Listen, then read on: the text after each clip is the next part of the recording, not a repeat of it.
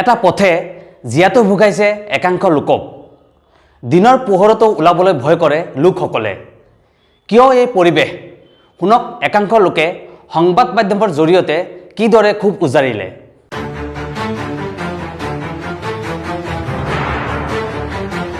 এই ৰাস্তাটো প্ৰথমতে যেতিয়া আহিছে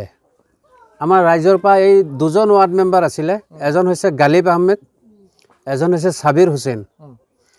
4 নম্বৰ ৱাৰ্ডৰ মেম্বাৰ আৰু 6 নম্বৰ ৱাৰ্ডৰ মেম্বাৰ সাবিৰ হুছেইন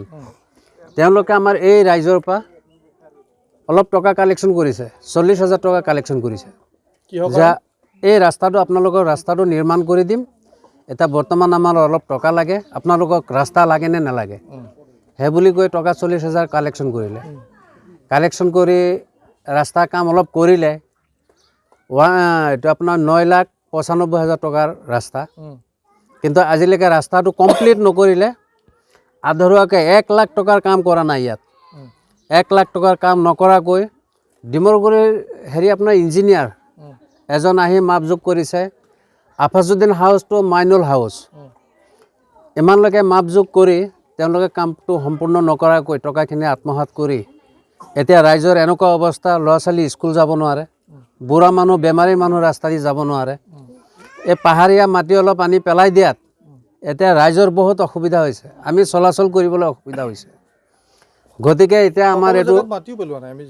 হয় হয় সম্পূৰ্ণ জেগাত মাটি পেলোৱা নাই ক'ৰবাত পেলাইছে ক'ৰবাত নাই পেলোৱা এতিয়া বৰ্তমান এই ইঞ্জিনিয়াৰজনে ক'ত গ'ল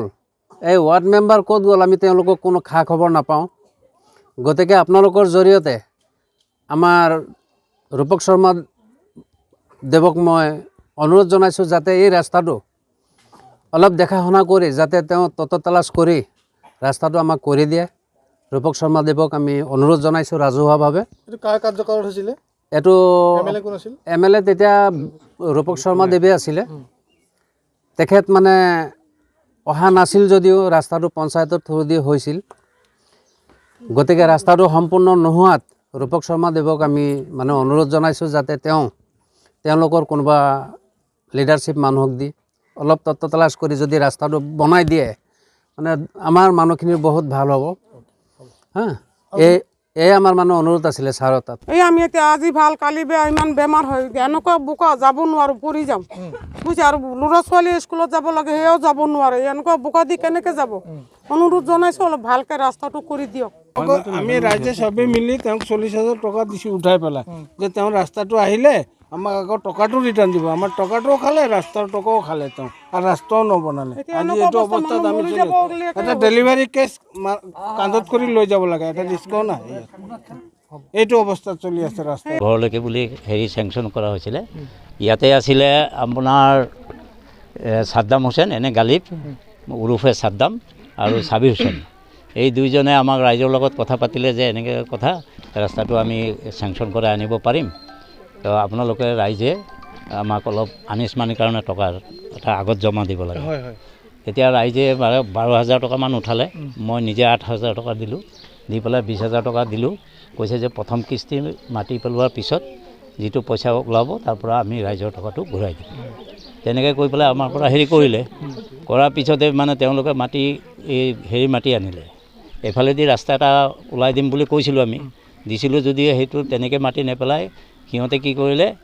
এই আপোনাৰ পাহাৰীয়া মাটিটো আনি পেলালে মই কৈফত দিলোঁ যে এনেকৈ কথা কৈছে নহয় ইয়াৰ ওপৰত 2 লাখ টকাৰ আছে এই ৰাবিছ পেলোৱাৰ 2 লাখ টকা এটা আছে গতিকে চাচা আপুনি ভয় কৰিব নালাগে চিন্তা কৰিব নালাগে আমি এইটো কৰি দিম ঠিক আছে তোমালোকে যদি তেনেকৈ কৰি দিয়া ভাল কথা তাৰপিছত মাটি পেলাই এফালে অলপ জেগা মানে কৰিলে মাটিও কম পেলাইছে যদি মানে অলপ দূৰৰ পৰা অনাৰ কাৰণে আমি অলপ একচেপ্ট কৰি লৈছিলোঁ কিন্তু এইফালে মাজৰ সেইখিনিতে মাটি নেপেলালে বহুতবাৰ কৈছোঁ আনকি তাৰ ঘৰত গৈ পেলাইও মই জনাইছোঁ যে তুমি এইটো যিটো কাম কৰিছা এই কামটো বৰ বেয়া কাম কৰিছা ৰাইজে মোক বেয়া পাই আছে ভাবিছে কিজানি গাঁওবুঢ়া আছে গাঁওবুঢ়াৰ লগতে সিহঁতৰ কিবা আছে নেকি তেনেকুৱা এটা ভাৱ কৰিছে গতিকে তোমালোকে এই কামটো যেনেকৈ হওক তোমালোকে এইটো কৰি দিয়া কৈছে চাচা আপোনালোকে চিন্তা কৰিব নালাগে আপোনাৰ ৰাস্তা যদি নবনাওঁ তেতিয়া মোক ক'ব ইয়াৰ পিছতো আৰু 10বাৰমান তাক ৰিকুৱেষ্ট কৰিলোঁ সাবিৰকো কৰিলোঁ আৰু সেই গালিবকো কৰিলোঁ কিন্তু এজনেও হেৰি নকৰিলে খালি বাৰে বাৰে বনাই দিম বুলিয়ে কয় আজিলৈকে এই পৰ্যায় হ'ল আপোনালোকে যদি আপোনালোকৰ কথা যিহেতু শুনা নাই আপুনি গাঁওখনৰ মুৰব্বী হয় আপোনাৰ কথাও শুনা নাই আইনৰ সহায় ল'ব নেকি আপোনালোকে অঁ আইনৰ সহায় ল'ব লাগিব কাৰণ যিহেতু আমাৰ ঠগিছে সিহঁতে ঠগিছে লগত মোক ঠগিছে এনেকুৱা যে মই এতিয়া ৰাইজৰ চকুত মই নিজে এজন বেয়া মানুহ হৈ আছোঁ আপোনাক ব্যৱহাৰ কৰিলে তেওঁলোকে অঁ মোক ব্যৱহাৰ কৰিলে গতিকে এওঁলোকক আইনৰ শাস্তি পাব লাগে কাৰণ তেওঁলোকক মই ইমানবাৰ বুজোৱাৰ পিছতো যদি তেওঁলোকে মানা নাই তেতিয়াহ'লে তেওঁলোকৰ আইনৰ সহায় ল'ব লাগিব আমি নিশ্চয়কৈ আৰু